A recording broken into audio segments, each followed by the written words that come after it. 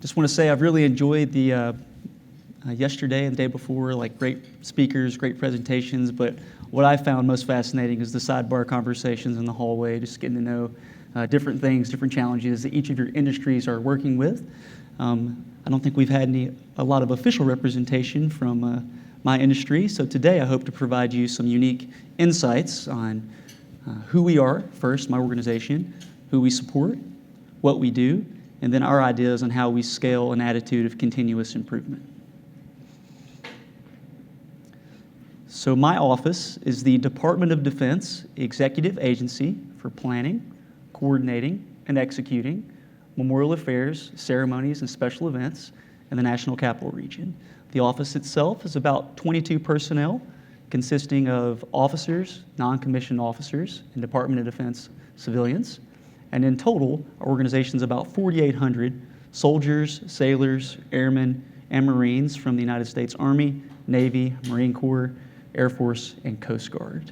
We're a very diverse group of people, with some of our newly minted service members at around 17 years old, and some of our more senior military leadership in their 60s. We come from all parts of the United States geographically, and some of us not even from the United States. We have every socioeconomic background represented, and we have a wide swath of races and ethnicities, and we take a lot of pride in the fact that we come from all walks of life in service in the United States military. We support the executive branch and the legislative branch of government. On the executive side of House, this includes the President and Vice President of the United States. Within the military and Department of Defense, this is the Secretary of Defense, the Chairman of the Joint Chiefs of Staff and the Joint Staff, all of the Army senior leadership, which is the Secretary of the Army, the Chief of Staff of the Army, and the Sergeant Major on the Army.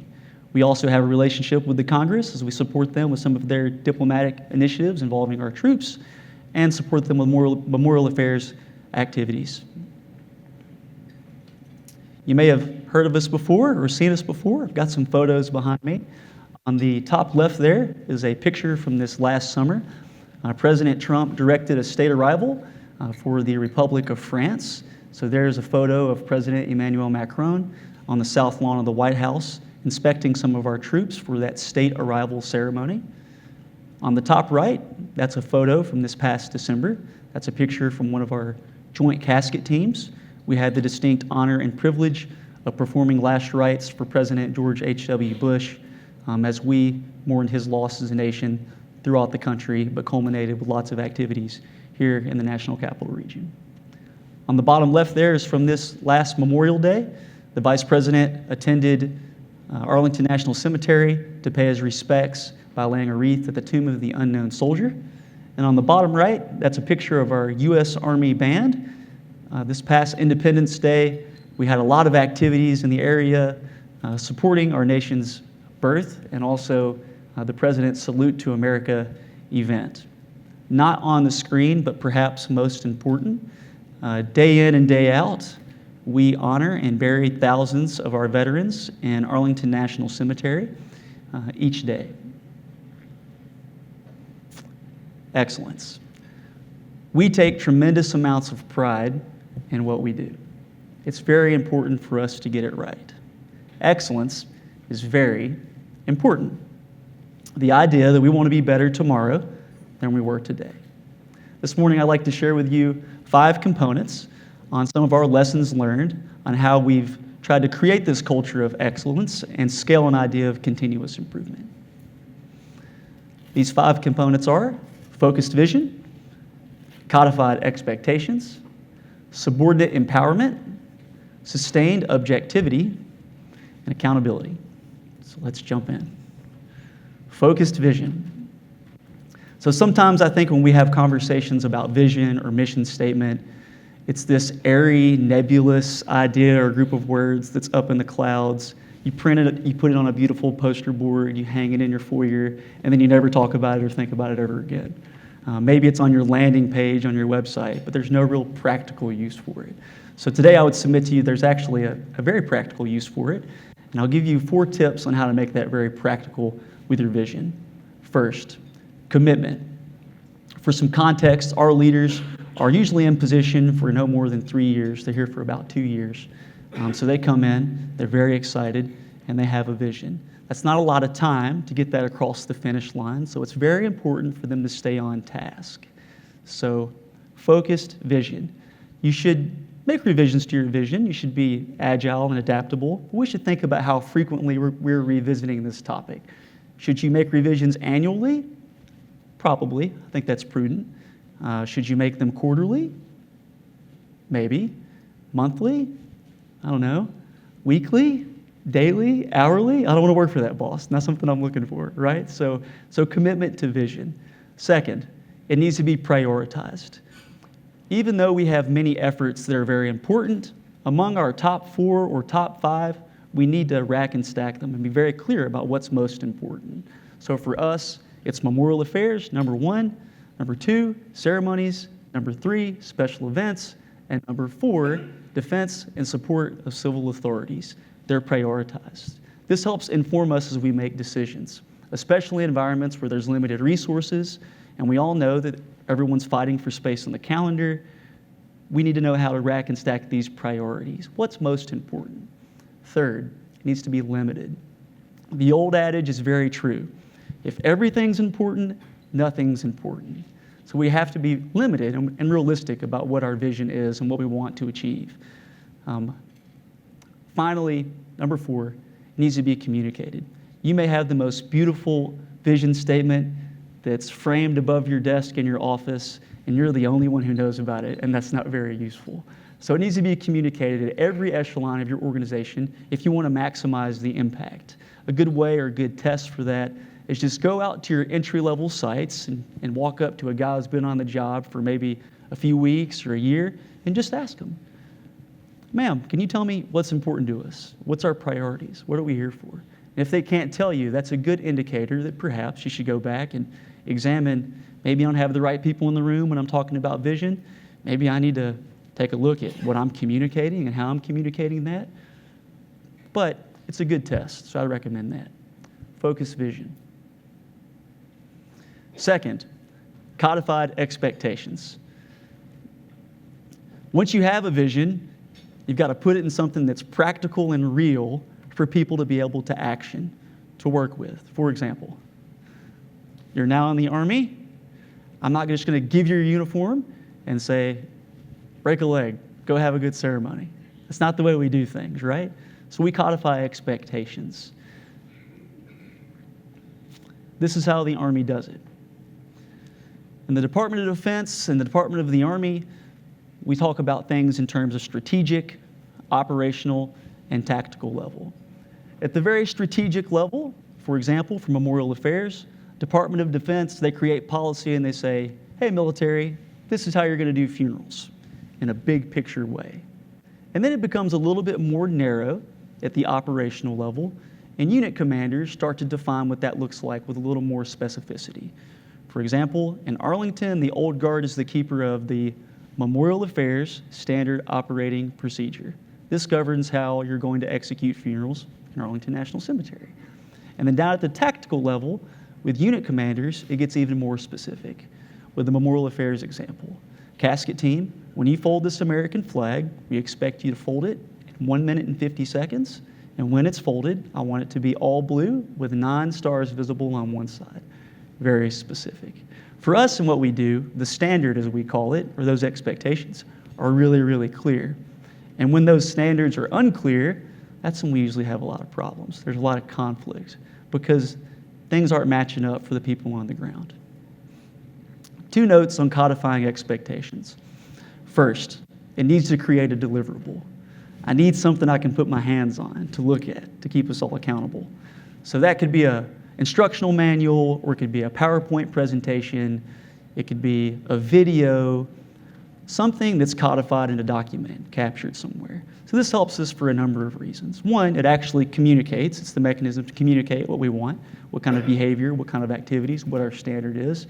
But it's increasingly important as you're trying to scale, because you may not have the same guy or gal at every site, or if you want to recreate a process, if we want to do this in another country, now we have a body of knowledge that we can start with to help shape that and define what it looks like. Second, the process of creating that deliverable may be as important as the deliverable itself. And this is hard, if anyone's ever done this. Identifying all the right stakeholders, getting all those stakeholders at the same table at the same time, and then getting to a consensus. Like, this is tough work. But by creating this codified expectation and getting everyone together, it's a forcing function to develop and to get conflict on the table. If people cannot disagree, then it's a great mechanism to elevate those conflict areas to the appropriate level of authority to make decisions on them. Sometimes you need a deal breaker. So that's the two notes on that. It creates a deliverable, and the process is very, very important.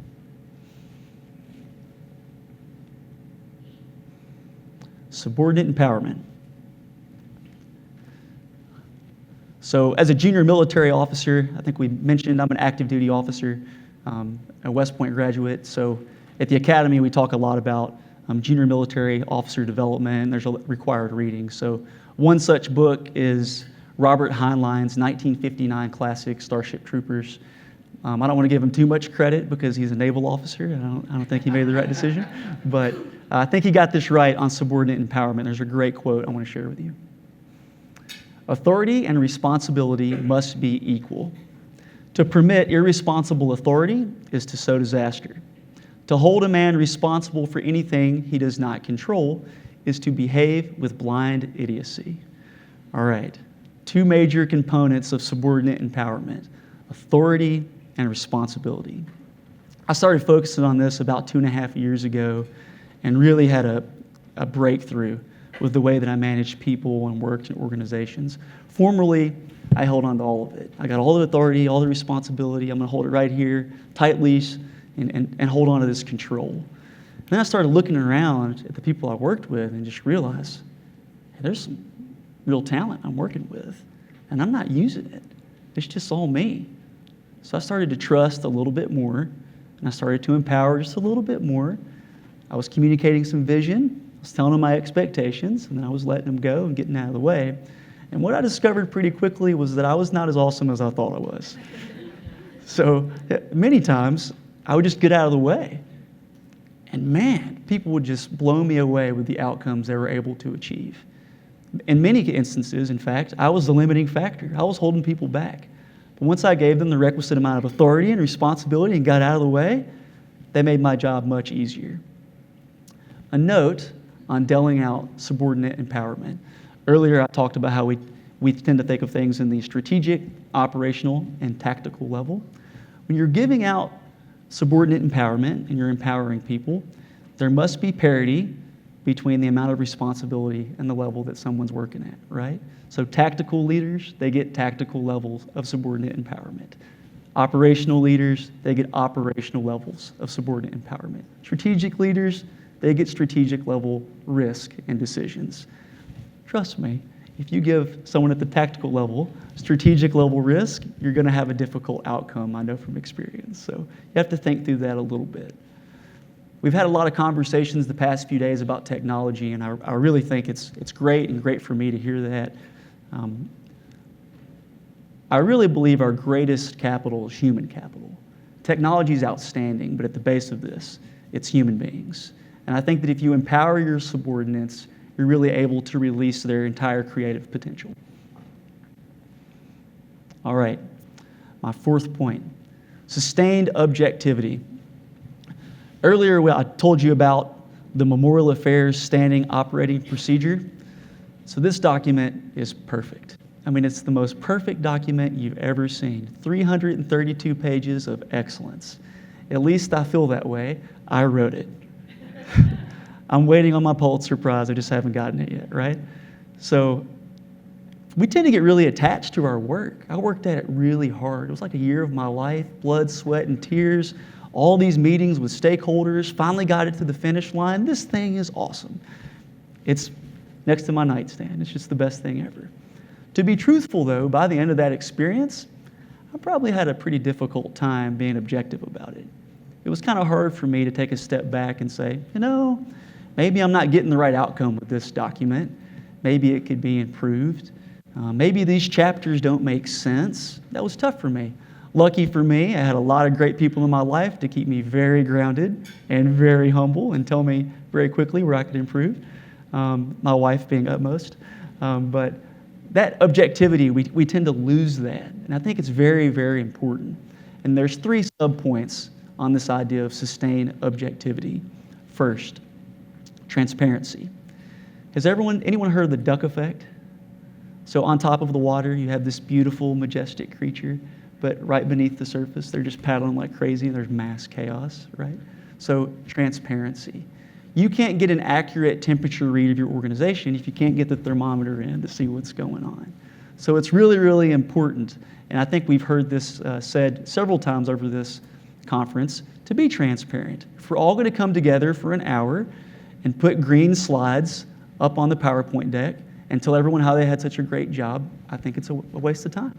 So we need to be transparent, and part of that's trusting and being a little vulnerable and being honest about, hey, we didn't do so good at this, or this thing wasn't the most thought out, but this is what we have now. Transparency, very important. Number 2, it needs to be unbiased. It can't be about emotion. We've got to have an honest conversation about effects. Just because I worked hard on it doesn't mean it's good. Just because I spent a lot of time on it, that doesn't mean it's good.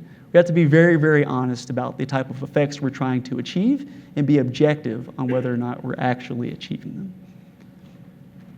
And lastly, it has to be routine. When you're out there and you're rowing, you're getting after it, and you're making all these things happen, sometimes you got to take a step back and say, we're working really hard, we're really getting after it, but is this the right thing? You have to pause every once in a while and say, okay, is this the right thing? Sustained objectivity. The biggest thing on sustained objectivity, I had a mentor tell me this quote, I just think it's the best. Ego is the enemy.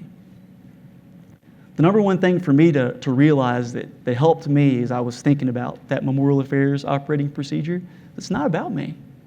It's not about me. It's about what kind of effects we're achieving out in the cemetery for families. That's what it's about. So I think if you keep this quote, ego is the enemy, upmost in your mind, you can have a lot more productive conversations with yourself and with others. My final point, accountability, right? So earlier I talked a little bit about subordinate empowerment, and there's authority and responsibility, but I want to be clear about that. As a leader, there's some responsibilities you can't delegate. If I'm the head of a department and that department's a mess, that's my problem. Accountability. I mentioned earlier I went to the academy, a great quote that they just drilled into us from day one. I'm responsible for everything my soldiers do or fail to do, day in and day out. I'm responsible, and I'm responsible. You're not just a manager, you're a leader. We have expectations of you. So, with being a leader and thinking about this responsibility, it's the first point, ownership. You got to own it. If I've heard this echoed throughout this conference, you got to own it. If I'm in charge, be in charge. If it's problems, it's my problem to fix. You got to own it. And that helps have more healthy discussions with your subordinates as well. Because when you give them things, they need to own it. And the only way you're going to hold people accountable is if they feel like it's theirs. If it's not theirs, well, that's somebody else's problem. That's not my problem. But if it's mine, it's my responsibility to fix it. Secondly, there must be consequences. So people, they operate off of incentives. So whether that's rewards or not so good things, they operate off of consequences. So in the Army, some great examples of rewards is I can't give anyone a bonus at the end of the year, but we can recognize some people and give them an award, an Army Achievement Medal, a Joint Service Commendation Medal, to thank them when they've done really good work. And people sometimes get motivated by that, but it's a great way to say, everyone in the room, this is the kind of behavior that we want, and we want to reward this person for behaving in this way. And I think the most effective thing I've been able to give people that's really counterintuitive is I give people time off. So they'll work really, really hard for me, and they'll seal the deal on a project, and I'll be like, hey, sister, you did a great job. Take Monday off. Go do something with your family. And it's kind of counterintuitive because you're like, no, I need to have them here so I can have them rowing, you know? But you give them some time off, and they're like, wow, I know I feel that way. My boss is like, hey, you got a new son? Take a day, go be with your son. That does something for me. That motivates me, and that's a reward. There's also the flip side of that. There's got to be some consequences for people that aren't cutting it. Earlier, we talked about subordinate empowerment. It doesn't have to be this draconian thing where you're fired. But one thing I value is my autonomy. And when people do very, very well, they get longer leashes. There's less deliverables needed to me because there's some trust built and they earn that. And people that I don't necessarily have that same level of trust, maybe there's a few more deliverables. Maybe there's a little more accountability on coming and going. Maybe there's some more in-briefs and out-briefs. And then as people adjust and do well, you adjust how you hold them accountable. All right, so here's my 5 components. First, you have to have a focused vision that's committed, prioritized, and limited. It also must be communicated throughout your organization.